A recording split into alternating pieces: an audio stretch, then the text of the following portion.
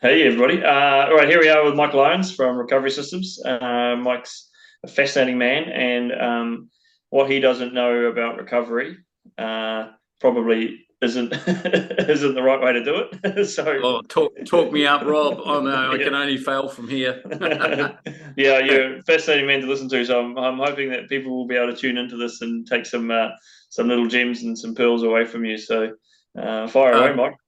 Thanks, Rob. I've been following your group for ages. Very active crew, and love to see all the social media of all the races and exports, both in New Zealand and overseas, which is really cool. Parallel to being an athlete, I coached. Rob, you'll know how tough that is, being an athlete Yeah, coach. Yep. yeah, it's good fun. It's rewarding when I get beaten And by my athletes. influencing factor was I blew out my left hip. I had arthritis and I had spinal injury, and I've been dealing with autoimmune disease as well, which is something I'm trying to treat myself through some of the methods that we use. Recovery Systems has been an 8-year journey, and we've morphed into a couple of different areas, which I'll talk about, and then I do a bunch of race commentary. So, if I can't do it anymore, Rob, I may as well talk about it. Tell me about it. So, well, no, you're still very active and competing. Coach Mike on the mic is my personal social media, and I still coach. So I'm a level 2 certified, ITU's level 2 certified coach. Rather than have 50 athletes in days gone by, my major focus for being a coach is to be a voice to other coaches on recovery, because training makes you worse, and it's only when you get the super compensation from proper recovery methods are you actually locking in gains and keeping yourself out of harm's way in the first place, but then locking in gains. Saying exercise is medicine. What turns it into poison is the dose, and the dose could be either intensity or duration at the wrong time of an athlete's development. It could be a first-year athlete coming to us and saying, I want to do Ironman New Zealand in 6 months' time. Okay, what's your athletic history? I've been sitting on the couch for 20 years. I get that a lot. Maybe we should talk about Ironman New Zealand in 4 years' time, and maybe some goals are much more achievable goals would be to do a few duathlons, and then you'll find out how hard a duathlon is. Sorry, 10, 40, 10. I think that's about as hard as a 70.3. Yeah, I've done. Yeah, they're tough. Yeah, and the other question we ask, and I'm sure you do as well, is what's your training budget in hours per week? Because if you're telling me you've got 8 hours to train, then that's really the domain of a sprint distance, and possibly you could bluff your way into an Olympic distance, but you're probably not going to have a whole lot of fun. You probably need 10 to 12 hours for an Olympic, and then around 15 to 18 for 70.3. Yeah, Then I already struggle when people say that they can do an Ironman on 11 hours a week, because it doesn't end well. So I tell them the story of Mr. I'm going to call him Mr. X, an English guy that moved to Singapore and discovered the weather's fine here and it was great for being outdoors. So he fell in love with triathlon. He was in his second year of sporadic training and he wanted to do an Ironman. So I put in his path a structure over 9 months, which at a stretch would get him to the start line in a way that he wasn't going to do himself harm. So he divided my training for him by 2. In other words, he did half the amount, and then he bluffed his way through the race. He did something like 14 and a half hours, and not exactly flash. And then he had an immune system breakdown, broke out in boils, and put on 10 kilos that he hasn't been able to lose. Wow. So his body went into turmoil, and that was after months and months of begging him, and even even riding to his condo and waiting at the gate for him in the morning, early morning at a predetermined time in order to pick him up and make sure he did the work, but he was quite often a no-show. Wow.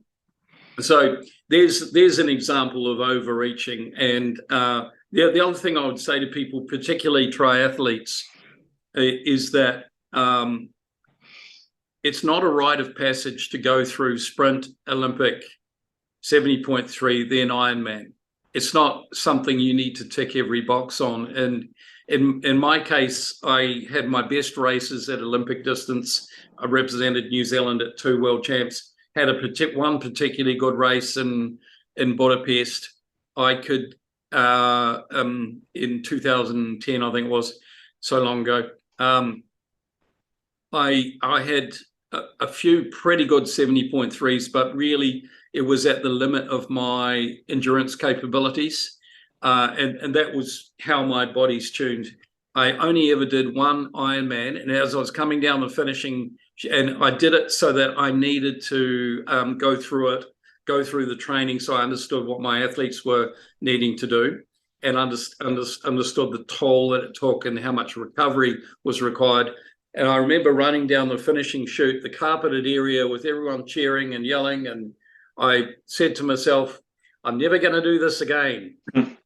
So I knew that wasn't my sweet spot. And you'll get athletes, I'm sure, that where it is a sweet spot. The athletes that tools, frequency of use of tools and methods, and also a little bit of myth busting. So if we go into sleep, it is the number one modality. I think it's the first equal, along with nutrition. So a good physiotherapist friend of mine said, "Oh, it's not sleep, it's time."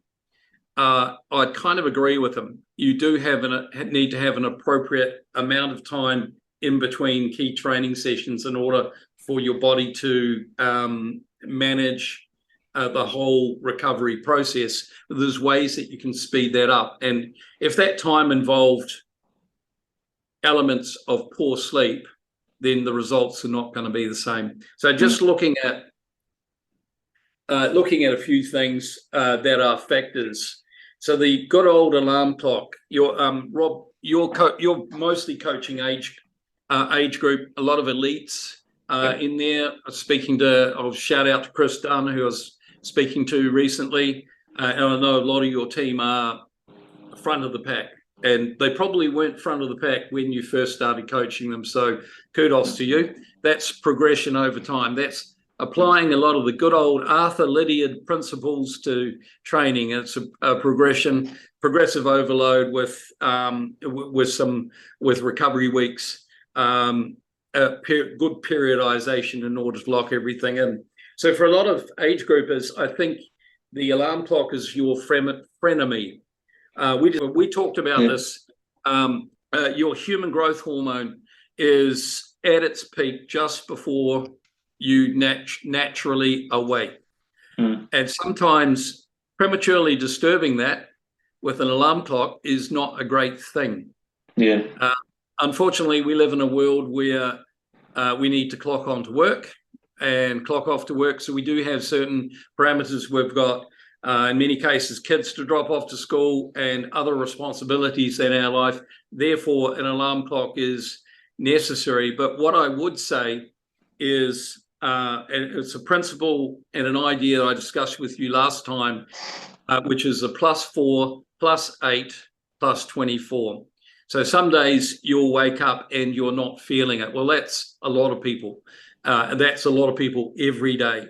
But sometimes and you can monitor these things with, how did I sleep? What is my HRV? And sometimes your body's saying, and all the signals and all the data is saying, no, don't train. So I think there's a real benefit to pushing that training session back 4 hours or 8 hours. So 4 hours, turn it into a lunch session. It might not be quite as long, but at least it's ticking over. Or an 8 hours. So that bike ride you were going to do earlier, or that run, now becomes an evening affair.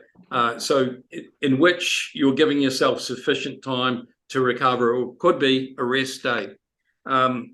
I coached a lot of type A's in the past, and I knew I was doing a good job as a coach if they messaged me in the morning and said, "Coach, I'm taking a day off," because these were people that were wanting to add to their training, not subtract to it. So when I heard them do that, I gave them a round of applause, because they're listening properly to their bodies and keeping themselves from harm's way.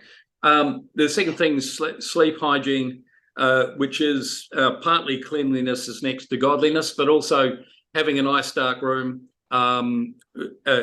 If you can turn Wi-Fi off, very difficult. Where I am in an apartment here, I'm getting hit by about 15 Wi-Fis right now. There's a cell tower in the block next to us. There's a substation, generator substation 200 meters from where I am. I've got a lot of electromagnetic smog to deal with. But if you can minimize that as best as possible, keep your room cool. And personally, I wear an eye mask because I'm very sensitive to light, and that helps immensely. Newsflash: muscles grow when you rest, not when you train. You're actually tearing muscles down, and it's only through appropriate rest, nutrition, and recovery are you actually locking in the gains. And finding ways to trigger the parasympathetic system, or putting your body into rest and digest, which we're going to talk about a little bit more later, are very important. Everything's measurable, everything's monitorable these days. I would imagine that Garmin devices are quite common with your crew, so they're going to help track things like sleep, and we want to be measuring that. And as I mentioned earlier, that alarm clock scenario, maybe your watch is saying, "Goodness, I only had 30 minutes deep sleep last night." Deep sleep is to the body what REM sleep is to the brain, in a very general term. So we need to be tuning into, is that enough? Based on what I did, is that enough? A little bit of a note with swim squads, swimming in the evening. The challenge we have in this part of the world with swimming is that the pool temperatures are around 24 degrees. And people dehydrate enormously without realizing it. The water temperature in New Zealand's probably closer to 20 in the pools. Would that be correct? Yeah, depends what pool you're in, but some of the teaching pools it's 26, 27. Okay. A lot of them are 23 to 26. So yeah, we're about 24 degrees, 25 Yeah, degrees. so we had a lot of problems with athletes sleeping after swim squad, because with swimming you can push people a little harder because it's load bearing, and they're not going to get the same sort of damage as, say, running in a comparative sense. But what we did find is they were running down their trace elements, so magnesium, potassium, and so on. A lot of them were having jiggly legs. I'm calling it jiggly leg syndrome. But if you've got restless legs, it's quite often a sign that you're getting low on magnesium. And if that's disturbing your sleep, then that can be a bit of an issue. One other factor is if you're waking up with your feet sticking out of the blankets, your feet are trying to regulate your heat, and you've probably gone to bed a little bit cooked. So maybe a little bit of contrast therapy before bed would be a good way of getting yourself into a good state. That's really relevant for people that do. A lot of people do Zwift sessions or Zwift races late in the evening. Yeah. If they put the kids to bed, and they might do a late night race or a late night workout, and then go straight to bed, and often can't sleep for the first couple of hours. Yeah, the central nervous system's just hot, and I've got some tricks later to share that might be helpful. So the next thing we're going to have a look at is tools. One of them is Active Recovery Daily. In the picture we have Amelia Rose Watkinson, by the way, who is one of our athletes who lives in Gold Coast these days. So I really like swimming recovery for runners. If someone's a pure runner, I love to throw them in the pool because the movement patterns are completely different, and they generally are very poor at swimming, which pushes their cardiovascular system really nicely. But they're getting the load-bearing nature of the water, the different movement patterns in order to help them recover. Of course, for us triathletes, getting in the pool and having an easy swim where you may not even be measuring your 100 times or anything of that nature, but having an unstructured session where it's fins and paddles, or kickboard and fins, things of that nature, and get the movement patterns, change up the movement patterns. If you're mostly a freestyler, which most of the triathletes are, let's get some medleys going. If you're not good at butterfly, put the fins on, and let's get some alternative movements happening, and don't put yourself under pressure with measuring in terms of time, but just go through the motions, get different movement patterns happening. Rollers and balls. So I've put in brackets here frequencies. This is kind of like open for debate. Some people say, well, I use my roller and foam roller and balls daily. Great. I would probably say maybe don't do such things if you've just had a big event and your muscles are under trauma. They will probably get tighter rather than looser. And what you're doing with foam rollers and balls is you're trying to release the insertion points, or an attempt to break down scar tissue to return the range of motion. You probably get the best response when muscles are relatively recovered, rather than try with super fatigued or super tired muscles. They may not respond very nicely. Massage. So I put here 2 to 4 weeks. So that's, and I'm talking proper sports massage, and we've got some really good folks here. I'm sure you have in Auckland, and these people intuitively know where to spend more time, and they're using mixed martial art submission techniques in order to break down scar tissue, where you'll be crying at the end of it, and it's highly necessary in order to restorative, because of the repetitive nature of what we're doing. Cycling in the same movement patterns, same planes, same with running and swimming. So these guys are very essential to keeping you out of trouble. I'd schedule this in a recovery week and nowhere close to a key race, because you're probably going to be worse before you're better. And so good to know. And that should be part of everyone's routine. A modern one is the percussion gun. There's lots of them out there. And I would say it's the same kind of protocol as a roller and a ball. Don't put it on traumatized muscles. Your muscles won't respond. Example, you've just finished a marathon. Best keep this away from your legs. It's probably not going to be a good look, and it's going to create more damage rather than the therapy. So I'd wait for till you're relatively recovered to have a good session with the percussion gun. And keep it away from bones. Yeah. And especially if you suspect you've got a stress reaction or a stress fracture, probably the worst thing you can do is hammer away at it. Yes. Very cautious. Yeah, they do have they are beneficial. I get a pretty tight back on the bike these days, partly being old and decrepit.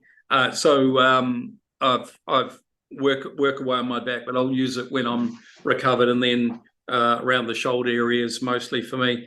So cupping is cupping available in the Auckland area or in New Zealand? You see a little bit of it, but it's not something we see much. Yeah, it's not as popular as the other techniques. Kind of a little bit of Eastern medicine here, but what it's doing is lifting the fascia and allowing blood to flow where it may have otherwise have been blocked. It's quite common in Asia, these techniques, as is acupuncture and dry needling. They're two different things based on the angle and the insertion. Have you ever were you a practitioner of either of these, Rob? I've received them. I haven't performed it, but I have received. Yeah, it can be really good for resetting the nervous system where the pain receptors are going crazy, and allowing a pathway for recovery. So that they do have their certainly have their use cases. I've always been of the frame of mind, if I've needed dry needling, I'm probably training too hard. I need to take a couple of days off because it's so uncomfortable. I don't want to go through it too often. Fair enough. And I just had that that discussion around DOMs with somebody. If you're getting DOMs, you're overreaching. Quite frankly, DOMs are a bridge too far. If you're and it may mean overreaching could mean it's too early in your training phase to do what you just tried to do, or even if you're really deep into your training, but you just go ballistic on something, then and you've got DOMs, well, overreached. It's probably not a good look. Okay, this one's controversial, and people may or may not agree. We've got a bit of a wave of interest in our part of the world, in Asia, with Wim Hof, the breathing. So I'm up for the breathing. I'm actually doing a breathing course at the moment just to see how I respond to it. And that's things like bolt breathing, square breathing, breath holds, reducing respiratory rate, improving the body's ability to handle carbon dioxide. I've also been working with a really interesting dentist who has a method of through, I'm going to call it a mouth guard. It's not actually like we know a mouth guard for rugby, but this is actually moving the tongue so that in poor airway situation, the tongue actually moves back and blocks the airway. And this happens to a lot of athletes and they don't realize it. So the mouth guard repositions the tongue lower and allows the airways to be completely open. So really fascinating stuff around breath and breath work. Having worked with New Zealand rugby and also collision sports like mixed martial arts, fighting sports and so on, ice is appropriate even for the likes of football, which we work with. Even though football's supposed to be non-contact, there inevitably is. So ice for trauma is appropriate because it's controlling pain relief, and it's pain relief and controlling internal bleeding. So that would be rugby and so on as well. However, ice day to day for endurance athletes will actually mitigate gains, because first phase of healing is inflammation. And if we're blocking that, the inflammation, we're blocking the chain reaction of the trigger to release growth hormones, to do the lymphatic drainage, to remove the metabolic waste, release growth hormones for growth and repair, and ultimately that's a pathway to recovery and gains. So ice actually mitigates that. I think for triathletes, my exception to the rule is, of course, we use ice in hot races. You've got some guys going to Kona and going to Nice. I believe Nice is a hot race. It's very hot around here. We've got kind of feels like 38 degrees, 90% humidity, and ice during a race or even straight after is good for keeping the core temperature under control. So ice, meaning, as you'd know, Rob, you'd be familiar with the head, the heart, the armpits, the groin, back of the neck, and probably not something you encounter too much in New Zealand, but for guys doing hot races, keeping that under control is quite important. Yeah, I see a place for it more in that thermoregulation more than a recovery technique myself, unless it's an injured tissue. I'm still a bit old school. I still like ice for an injured, strained body tissue, but I'm not so much of a fan of it for a day-to-day recovery technique. Absolutely. Actually, I've got a core body temperature monitor, so I'm actually constantly monitoring my own body temperature and using cooling strategies during training and racing. So I'm a big fan of that side of it for sure.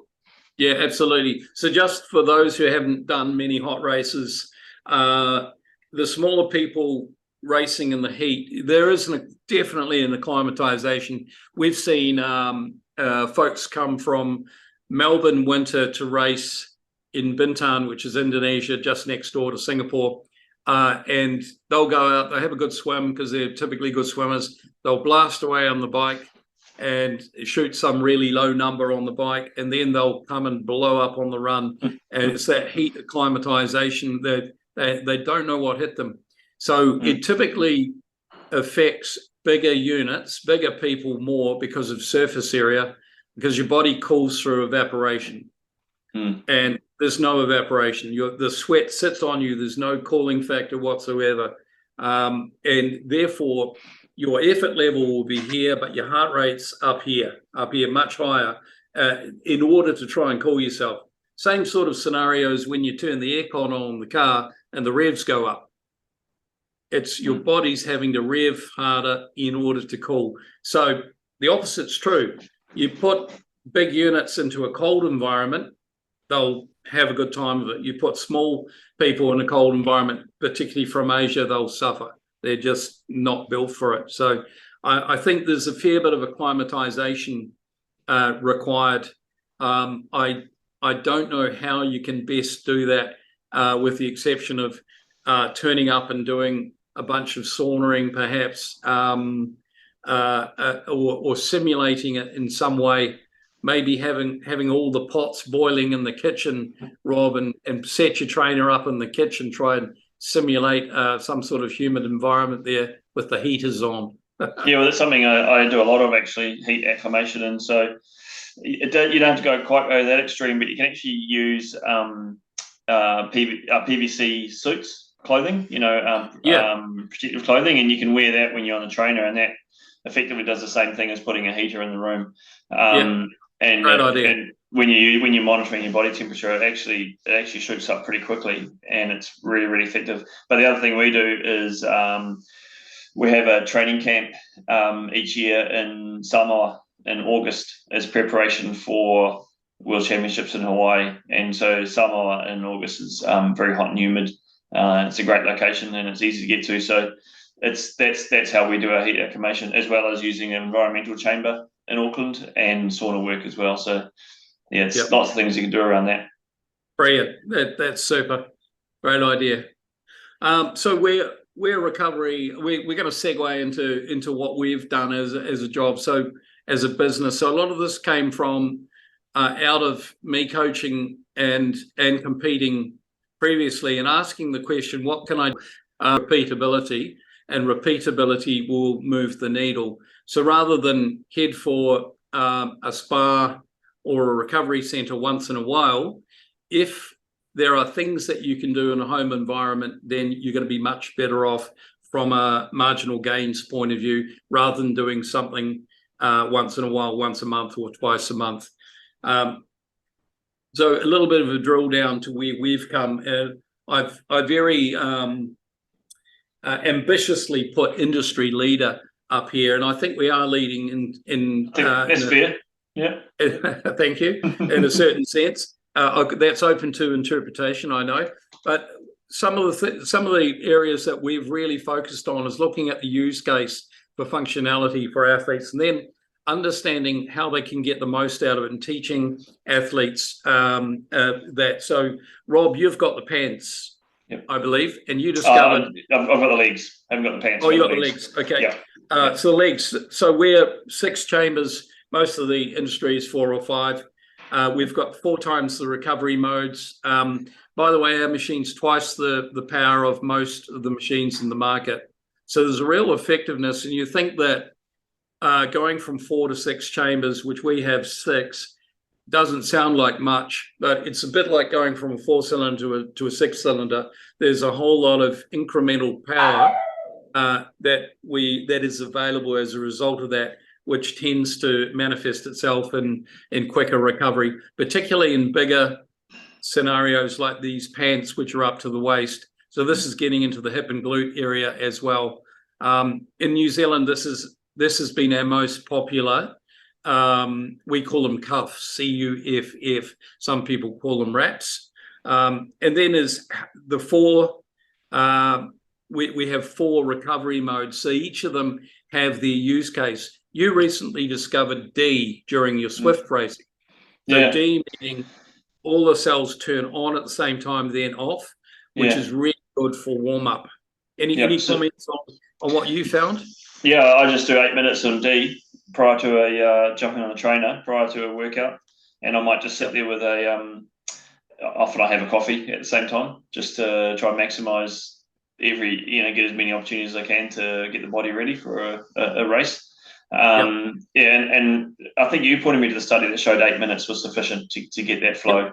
I've got that slide coming up next. So I'll just point out before we head off onto that slide, we've got a combination here, this is a world first, 2 people sharing one machine, which is great for clubs, teams, and families. So we often find there's more than one family member is wanting to do recovery, even if they may not be an athlete, but they may be on their feet all day. So this combination has been very popular. This is focusing on the posterior chain, the upper quads through to the hip and glute area, and then the legs. So a very nice combination. So there's a few biomechanical and mechanical benefits to this as we're pushing the blood up into the lymphatic system, actually towards the heart.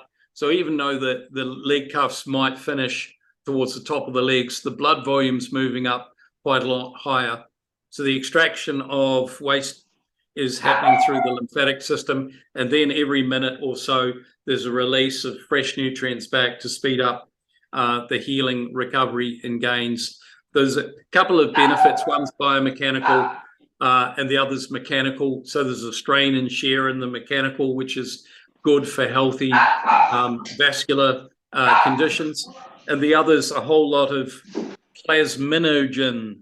I'll let you read that. I talked to my vascular surgeon about this, and he gave me a big rundown on each of those, and he said, look, the summary is there's a whole lot of biomechanical goodness in terms of the delivery mechanism back of everything you need to recover properly. I said, that's good enough for me. Thank you very much, Dr. Stephen. So he's the guy. The one aspect of that I really enjoy is the shear properties, and that's, I think, comes about from having the 6 chambers. Is you can actually feel the shearing movement of the boots as each chamber fills up, and it does actually feel like a massage. And I find that's probably gives more benefit than I probably give it credit for at the time. And now when you're describing this, I think actually the shearing motion is such an important thing under compression. Yeah, thank you. I appreciate your scientific mind on that one. So part of the reason for the effectiveness of the shear also is the fact that the cuffs overlap. They're not side by side. They actually overlap, so it makes it a smoother transition from one area to the other from the foot upwards. It's quite different. It's quite different to a compression sock. So compression socks are static in nature and a tiny bit of pressure. They only effectively work in a very small way if you're moving, because there's no pumping otherwise, as opposed to got a little graphic of what's actually going on, the squeeze upwards and then the release downwards, and the pressure range being up to 240 mmHg. So the effectiveness is in the movement and also in the pressure. Now, this is the slide that you talked about earlier, the 8 minutes. So the graph that we have here is measurements taken with a muscle oxygen sensor. So we noticed that in 8 minutes, the muscle oxygen was pushed up above what it would normally take 30 to 40 minutes to reach. So the baseline for this particular athlete is around 75. And very quickly, in actually less than 8, but let's call it 8 minutes, it's being pushed over and up and above that. So the benefit there is, as you've quite rightly, beautifully pointed out, while you're having a coffee, you are priming your vascular system ready to go. So you've just taken potentially 30 minutes to 40 minutes out of the necessary time that you need to spend in order to get to your key point of the session. So if you've got an athlete doing, say, a Swift race, or where they're doing blocks of 4 or 8 minutes at race pace, whether that's running or on the bike, then they're way ahead of the game. So in other words, they've biohacked their warm-up. Help me. How long after that 8-minute compression does the muscle oxygen stay at that level? Like, does it drop off after a wee while, or do you have to basically get on the bike straight away? There'd be a tiny drop off, but let's say you're going to drive somewhere and do a duathlon. Well, you can take the boots with you, sit in the car when you arrive and do that 8 minutes, because it's all portable, it's battery powered. Battery lasts 4 hours, so you've got, even if you're not driving, you could be in the passenger seat doing a session. What I would point out, though, yes, it does last an hour or so afterwards. Okay. There'll be on a diminishing basis. But if you go beyond about 20 minutes, just beware, you'll probably start to feel sleepy. So I'd keep the warm-up around 10. And there's a reason. I'll go into the reason for the sleepiness in a minute. So we'll look at recovery and sleep. So what we're looking for is ways to speed up the supercompensation. Part of this is sleep itself, of course, but anything we can do to influence sleep is good.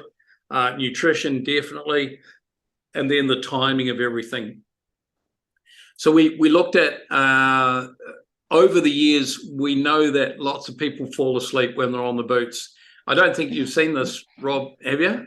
I remember, yeah, you showed us the slide before. All right, yeah. Okay. Yeah, so fascinating, yeah. Yeah, so we did some brain studies because we wanted to see what was going on. And I had a 10-page report summarized by a scientist. And basically, there's a whole decluttering of the brain. You've got bright colors over here, a lot of brain activity, to a lot of cooler colors here, which he summarized as a decrease in delta, theta, and alpha. In this case, that's highly beneficial for less brain fatigue, better focus, less distractions, better brain focusing and processing. You tend to focus on one thing. And it also optimizes, there's a bit of a gateway towards better sleep and brain health. So as an illustration, we've done lots of triathlons, including Ironman races, running recovery lounges in this part of the world, also bike races, running races, and so on, Spartan. And we noticed that people would come in dying to talk to their friend about their race, and then 10 minutes later, they're fast asleep. So to be honest, you could probably just give them that 10-page document, and they'll probably fall asleep anyway without having to put the boots on. Well, I did. So what's going on here is you're resetting your central nervous system, and you're giving your body, as a result of that, the body's switching into parasympathetic mode, and that triggers the body to then release growth hormone and all the necessary things in order to speed up the recovery. So here's a good example of that. 25 minutes, this is Whoop data, 25 minutes on the boots, and you can see the number plummeting, the stress number plummeting, and at the end of it, it was recorded as low. It also manifests itself in sleep data. So here's some pretty good numbers. 2 hours 51 deep sleep, 2 hours 23 REM sleep. So not uncommon. This is the prime reason I recommend people to get compression boots, more so than the pneumatic compression on the muscles. I mean, that will help as well, but it's the sleep benefit that you get after it, which is the number one reason I tell people that the boots are more than just, it's not just a manual therapy aid, it's actually a sleep aid as well, and it's highly recommended. So, let's come back to two scenarios that you talked about. One's evening swims, we discussed that, and secondly is Zwift races. This is a great way for people to wind down. So of any time of day that you should use the boots, you can use them anytime, but I would say before bed in that wind down phase is really beneficial. Start of the day also can be really beneficial just to get everything primed. So, yep, really good point. Sure. Rehab. So blood flow's king for rehab. You can put ice packs or gel packs inside the cuff if you've got a strain, and you do need, if there's some trauma, and then have the pressure reduced greatly. Just as an aside, we have a cold therapy machine is being released next month, and this is quite a unit. It's really focused on the solely on the rehab industry, right? So that's surgery, physiotherapy, rather than home use. It's a fairly big ticket item. It's not. So what we've designed here in the boots is hopefully within reach of many people on a home use basis. And given the cost of massage in New Zealand, which is around $100, the ROI, if you use this every day, the ROI is probably 3 weeks. And absolutely. Yeah, typically there's more than one person in the household using it, so the ROI is quite a good, compelling nature. And finally, travel. So all you folks traveling to Kona, don't leave this stone unturned, because you'll get on the plane when that cabin door closes, the SBO, your blood oxygen will drop to 94%, and your body will start producing edema. One of our best edema candidates is Welcome Dougal Allen. When he stepped on a plane, whenever he stepped on a plane pre-boots, when he didn't have the boots, his ankles would become cankles. Dougal suffered terribly on the plane. He's a very fit guy, obviously, but his body couldn't handle that change in cabin pressure. And he was typically traveling to places where he was trying to make money for a living. So it has to be stressed so much, especially for people that are traveling to Kona. Yep. And every time I've been there, and I've been there like 8 or 9 times now, you step off that plane, and for the next 2 or 3 days, you're just dealing with these fat, swollen ankles, and it hurts to run. It hurts to sit down. It hurts to walk around. It's just, you got to get rid of it. It affects everything about the race. Absolutely. Maybe a few days after. Yeah. If you don't own a pair, then try and rent. I think Grant Wengler at Wengler Sport will fix you up with something. Share the rental with 2 friends and use them 15 minutes every hour on the plane. So we consulted with Singapore Swimming when they were going to Tokyo about how to get the most out of the boots. So that was one of the protocols, because you've got people who've trained for 12 years for an Olympics and leaving at the last hurdle, messing themselves up on the flight to their big race. And so that was part of their protocol, 15 minutes every hour on the boots. So it might be a good opportunity to share for those of you that are traveling or doing long haul flights. If anyone's coming through Singapore to go to Nice, then look us up. You can find us through our Instagram. Come and do a recovery session in our office. We're not far. Singapore's only quite small anyway. It's the size of Lake Taupo. So come and do some recovery. If you are spending a day or more than 10 hours or so in Singapore, then book that in. We'd love to see you. The other aspect I'd just like to cover quickly is our biomats, which is something we released close to 2 years ago. How this fits into our recovery thinking is what the boots are to circulation, the biomats are to cell and nerve regeneration. So it's referred to, if you're familiar with the elements, earth, fire, air, and water. Ether is the 5th element. Ether is magnetic therapy. Now, in New Zealand, I've noticed through social media that people are starting to talk about grounding a little more. So what is grounding? Grounding is walking around bare feet and absorbing the Earth's magnetic frequency. That magnetic frequency is 7.83 hertz. How can I be so exact? It's called Schumann's frequency. It was discovered by a gentleman called Schumann. Originally, magnetic therapy was first discovered and its benefits to humans by Nikola Tesla. So more about that in a second. The problem we have, it's probably worse where we are than where you are, is this issue of electromagnetic smog.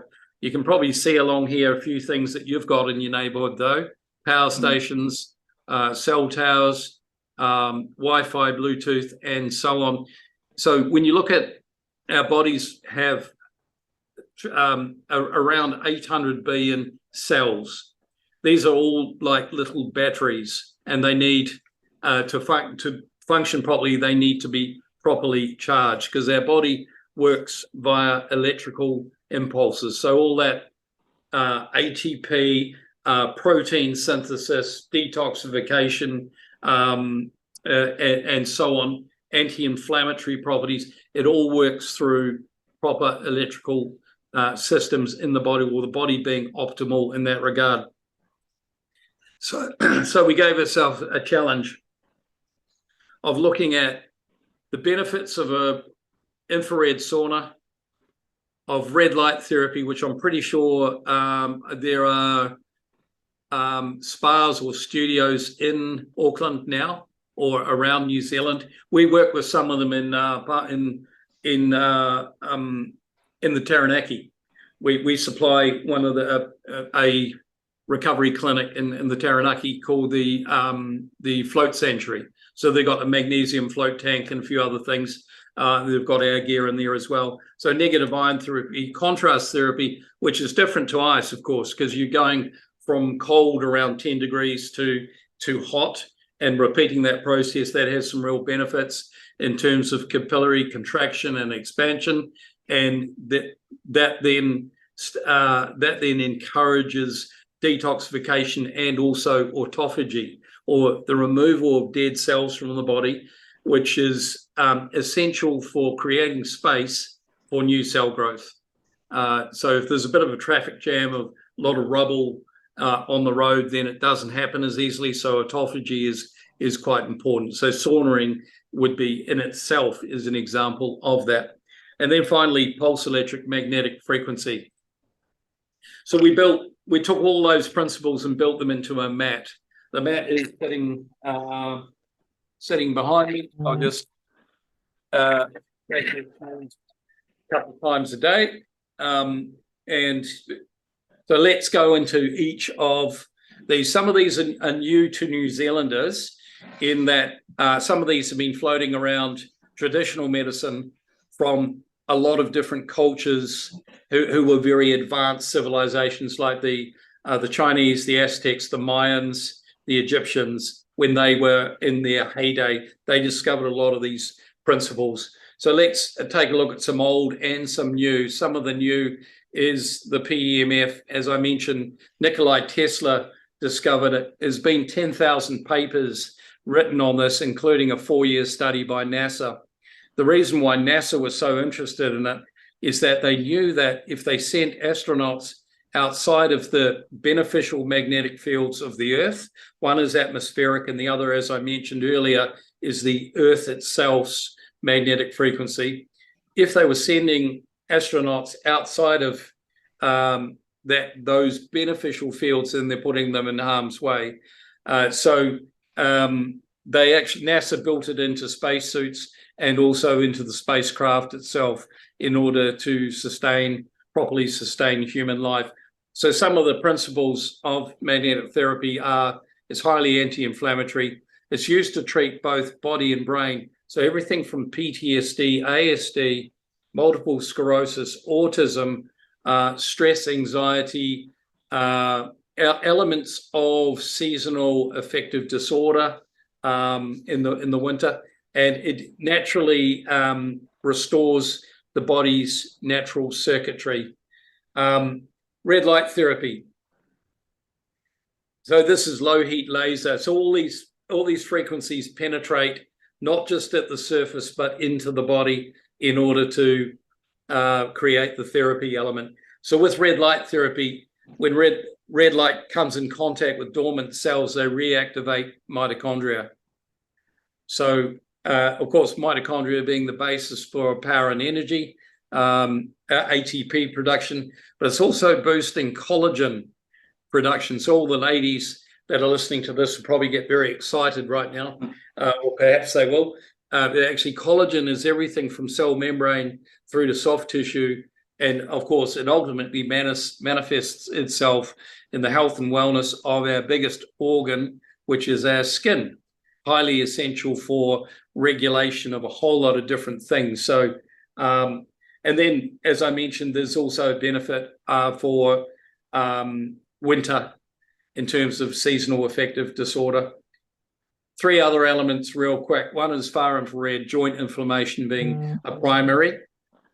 Negative ion therapy. So everyone feels good around the ocean, particularly crashing waves or in forest. And the reason why there's a very high percentage of negative ions in those environments. Negative ions take out harmful bacteria and EMF. They're a great neutralizer. It assists respiratory health. Of course, we've had a little bit, we know a lot more about respiratory health now after COVID, don't we? And it aids cognitive performance, improves serotonin production. In other words, it has a real benefit to sleep. So a lot of these therapies in the biomat point at sleep. And finally, heat.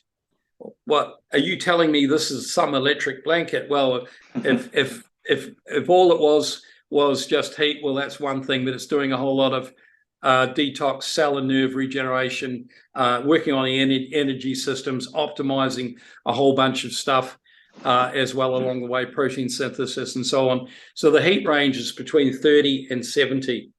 So most people are using the mat either to start the day and finish the day.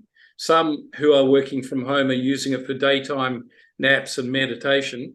And some post-training are using it as a double down with the boots and putting the heat up to around 50 for about half an hour to an hour. So highly beneficial. So let's take a look at, we got the scientist on this one as well. In this case, we only, we tested with our small mat and with our standard controller. So we got a certain result out of the standard controller. I'll show you what the difference is in a moment. But basically, it was a huge boost in alpha state. So our brain scientists said, gateway to sleep. And so without, suffice to say, people fall asleep on the biomat as well. The most common word used in our reviews are sleep and sleep improvements. So here are some of those typical results. And these are top. These results appear short-term. Long-term, there's a whole lot of restructuring going on, in a good sense, rebuilding in the body, and that's not as immediate as feeling as the boots. If you use the boots after 10 or 20 minutes, you'll feel different. With the biomat, you'll certainly sleep better, and let's look at that. Huge sleep improvements. Huge amount of, and there's an example of a couple of things. So the lady on the right, Signe, is in Auckland. She's a 60-year-old mountain biker. She was previously, her deep sleep number was 30 minutes. And she's measuring that off her Garmin, and she couldn't do any better than that. Within the first night on the mat, it went to 2 hours. The second night, it went to 2.5 hours, and it's stayed pretty close, pretty constant around the 2.5 hour mark. The lady on the right is an ex-Olympian. She's doing an Olympics of another kind now. She's a working mum with 4 kids. So that's an Olympics of another kind.